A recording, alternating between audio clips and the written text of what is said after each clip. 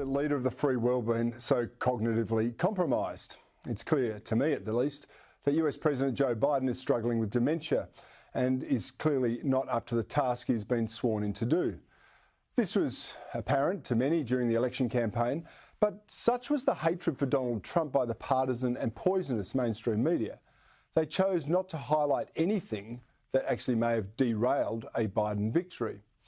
Even now, after he's been sworn in, many of them are still refusing to speak the truth about Biden's lack of capacity.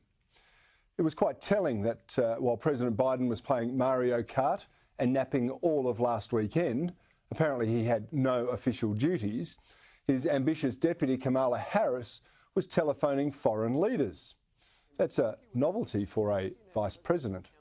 And this week, he emerged to participate in a sanitised town hall being interviewed by the Bidenista, Anderson Cooper of CNN.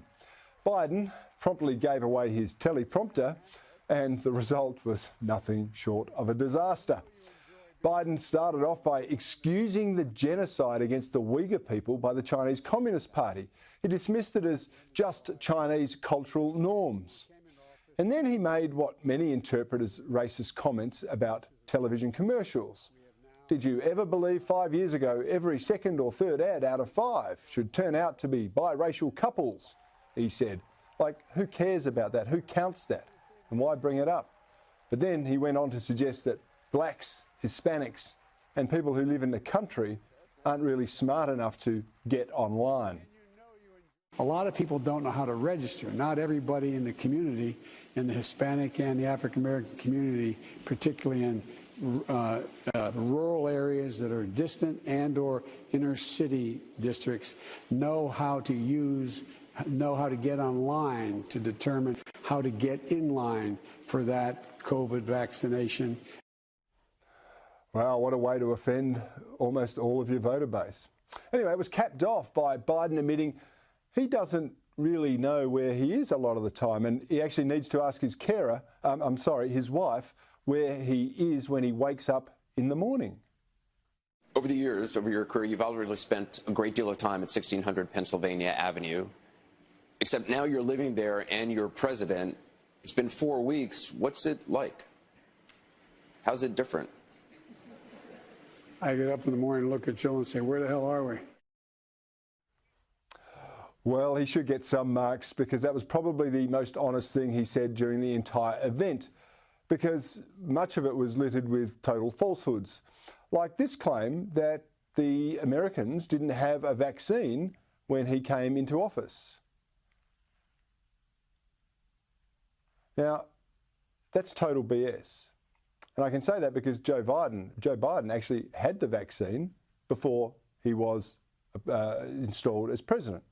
But it went entirely unchallenged by the interviewer Anderson Cooper or anyone else in the mainstream media. Have a listen. The biggest thing, though, as you remember, when you and I shouldn't say it that way, as you remember, but when you and I talked last, we talked about it's one thing to have the vaccine, which we didn't have when we came into office, but a vaccinator. How do you get the vaccine into someone's arm? Now, I'm not here tonight to highlight the mental impairment of Joe Biden. It's too easy. And it's not his fault. But he did run for office knowing that the decline in his capacity was accelerating. And so did the media, and so did the Democratic Party. Yet they all chose to cover it up.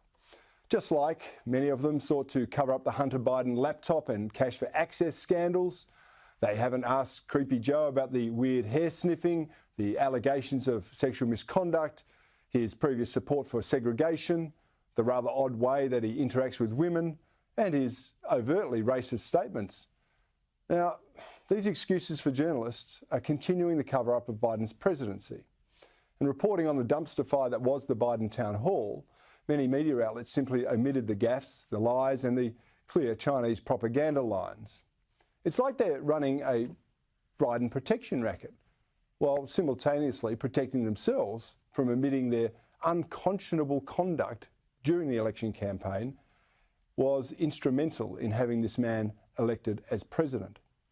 It's all rather pathetic, but even usually smart people are blinded by the nonsense put out by the mainstream media. They believe every perceived sin of Donald Trump while they seem intent on canonising saints.